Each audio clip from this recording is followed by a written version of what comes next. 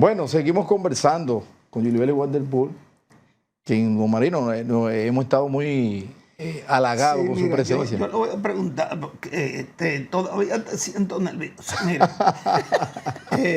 licenciada, mira, el tiempo se va pronto.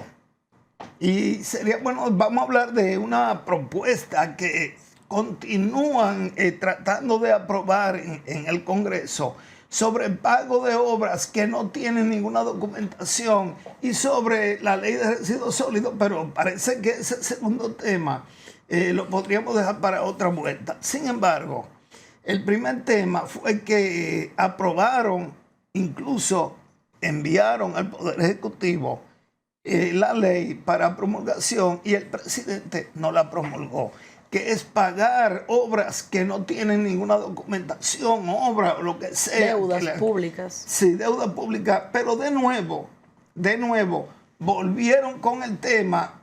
Óigame, es el único ingrediente que varía. Que se pague adelante y se haga una comisión para investigar después si esa obra... Si cumple o no para pagarla. Entonces, pero ojalá yo que me paguen. Yo hice 2 edificios y no me lo han pagado. Usted ve la doctora que están al lado del aeropuerto, la hice yo. Pero no tengo papeles. Sí, ¿Cómo se resuelve eso? Dígame. Mire, parece que hay mucha prisa con relación a garantizar que esos recursos lleguen a esos supuestos oferentes del Estado. Y digo supuesto porque nosotros no hemos visto, ha debido crearse un protocolo, un pliego de condiciones para disponer cómo pagar esas deudas públicas. El Estado tiene irregularidades, pero esos oferentes deben tener, si son obras, deben tener ubicaciones debidamente recibidas por la institución.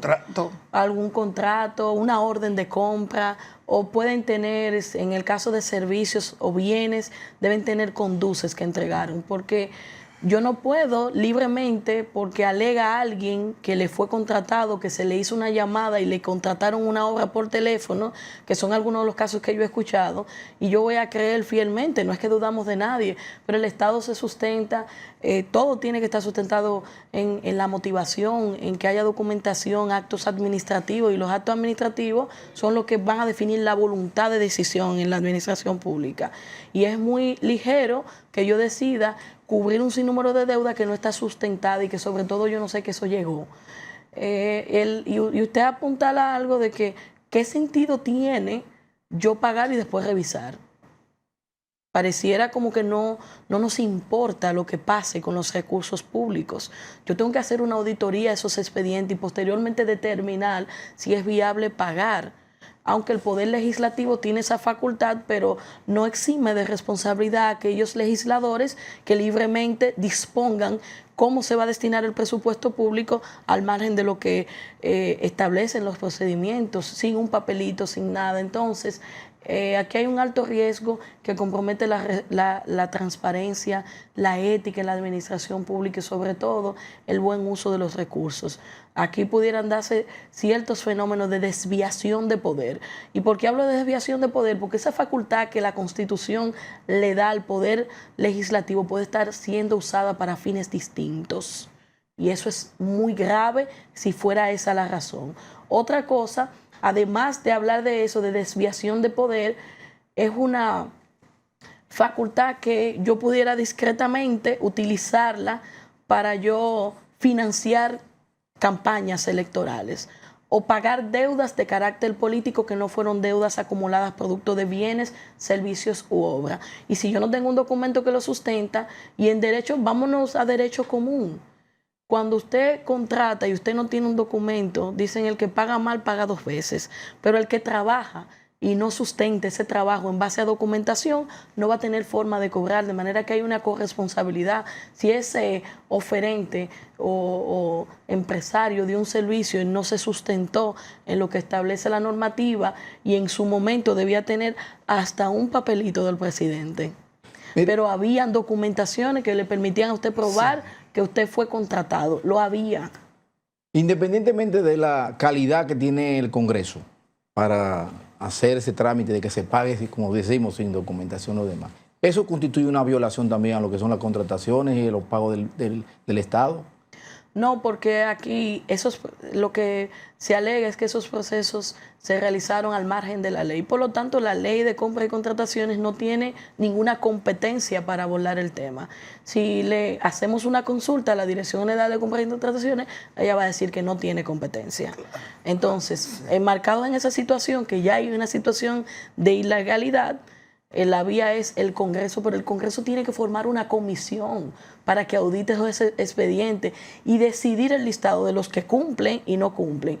Y decir que cumple o no cumple requiere un pliego de condiciones, que nosotros no hemos visto que se haya creado un pliego de condiciones. Si estuviéramos frente a un proceso serio, transparente, que procure resguardar el presupuesto nacional, públicamente se hubiese hecho un anuncio en el periódico haciendo un llamado a aquellas personas que tengan deudas con el Estado y que cumplan con tales requisitos, para que todo aquel, Marino, Domingo, Yuli Vélez, que probablemente mi expediente está cojo y deuda pública no ha podido pagarlo, pueda acceder a este mecanismo de facilidad. Pero no tenemos nada de eso, no hay un pliego de condiciones. Nosotros no sabemos claramente cuáles fueron los criterios que se tomaron en cuenta para decidir a quién se le paga y a quién no.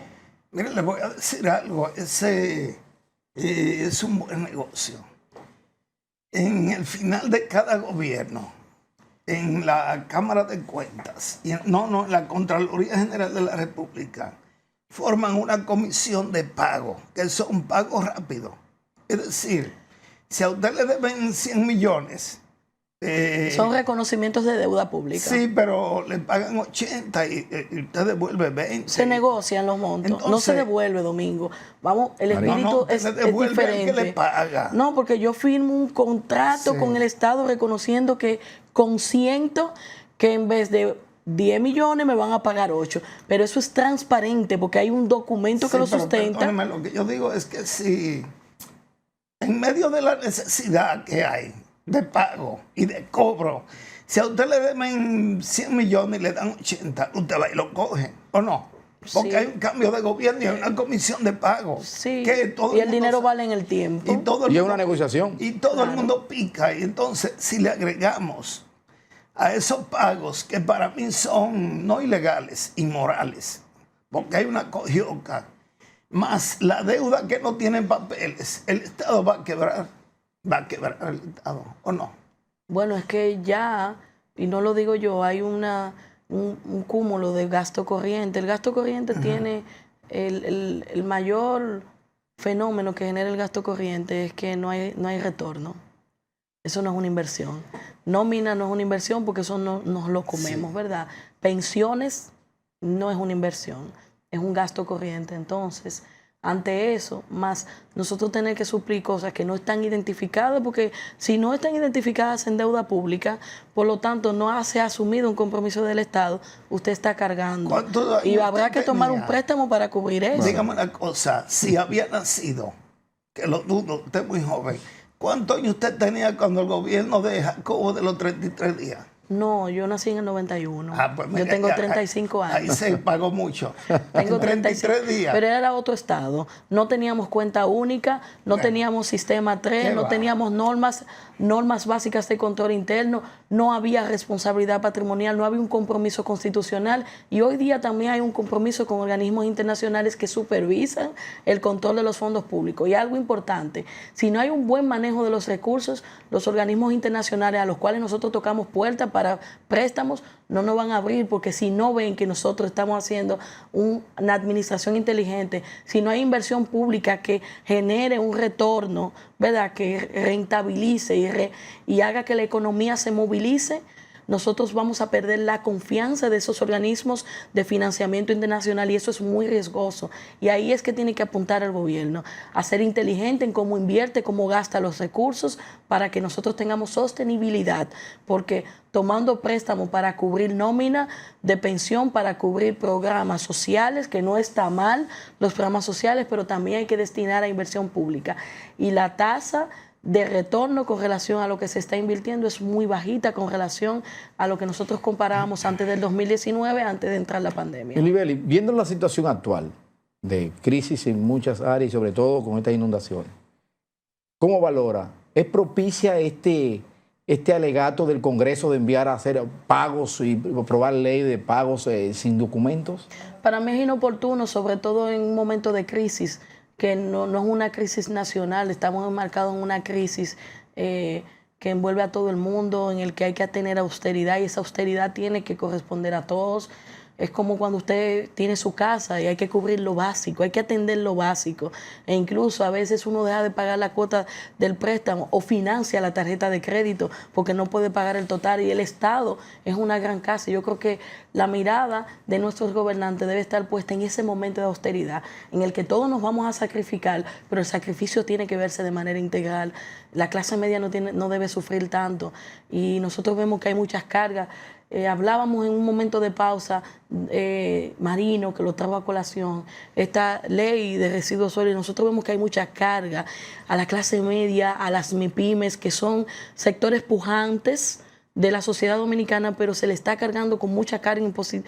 Hay muchas cargas impositivas que pesan sobre sus hombros. Eso te genera dos cosas: desaparición de MIPYMES o el hecho de que yo vaya a la informalidad, porque yo no voy a poder cubrir TCS, dar frente a la DGI también un impuesto sobre lo cual yo no he producido, el anticipo. Todo eso lo único que genera es una trampa que lleva a la informalidad, y la informalidad no nos conviene, porque no es solo el hecho de que ese microempresario esté al margen de la recaudación. Detrás de eso hay un desamparo de la protección social que viene dada por la seguridad social de los empleados, y hay familias que van a carecer de esa cobertura. Porque, hay que aclarar, la gente no conocía esto de ley de residuos sólidos, aunque existía, pero la gente entiende que la ley es pagar la basura. No es pagar la basura al ayuntamiento. No, eso es algo aparte. Sí, pero la gente no lo Para sabe. la gente es pagar la basura. un impuesto especial. Sí, exactamente. Ahora yo te pregunto, ¿quién se beneficia de eso? Porque se ha insistido tanto en eso que uno tiene sospecha también aquí. Todo es como una búsqueda. Lo que pasa es que es una política a largo plazo, cuyos resultados no lo vamos a ver de manera inmediata. Entonces, en un momento como este de austeridad, yo quería que como Estado le prestemos atención a aquellas cosas que no van a generar resultados inmediatos, ¿verdad? Porque todos vamos a colaborar para que eso sea posible, pero nosotros primero tenemos que pensar en educación.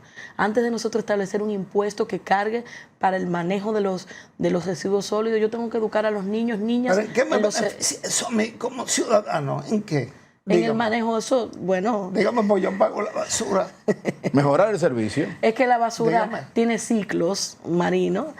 Bueno, pues ese Tiene ciclos, es reutilizable, hay beneficios que se genera energía, se generan otros productos a partir de ella, pero detrás de eso también hay un mercado, que eso ya es un sector privado, con el cual habrá que hacer alianzas. Tiene talento desde que la conocí, dije, de la mejor. Bueno, y nos faltó siglos seguir discutiendo. Señores, hemos llegado al final de su programa Sobre los Hechos, dándole las gracias a Yuli Vélez por haber estado con nosotros, quien es especialista en Derecho Administrativo y Compras Públicas. Será pues hasta una nueva entrega de su programa Sobre los Hechos.